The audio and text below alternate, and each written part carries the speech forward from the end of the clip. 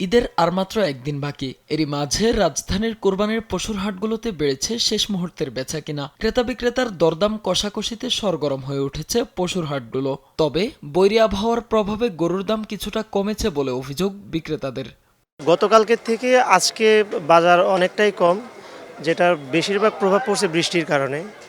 আর দ্বিতীয়ত এই হাটে তুলনামূলক গরুর পরিমাণ অত্যাধিক বেশি আসার কারণে বাজারটা আজকে খুবই নিম্নমানে চলে গেছে।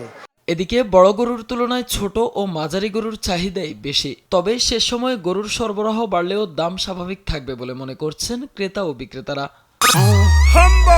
ভীম লিকুইড এক ধোয়াতেই তেল চর্বি সব পরিষ্কার মাত্র 50 টাকায়।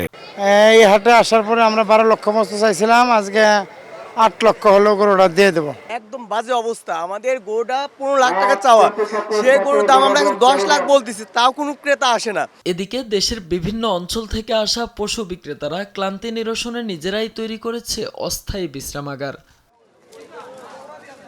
সে সময়ে পছন্দের পশুটি কিনতে হাটে ভিড় করছেন ক্রেতারা। প্রত্যাশা একটাই, কোনো ধরনের সমস্যা ছাড়াই কাঙ্ক্ষিত পশু নিয়ে বাড়ি ফেরা। মেহেদী হাসান বাপ্পি, দেশ টিভি, ঢাকা।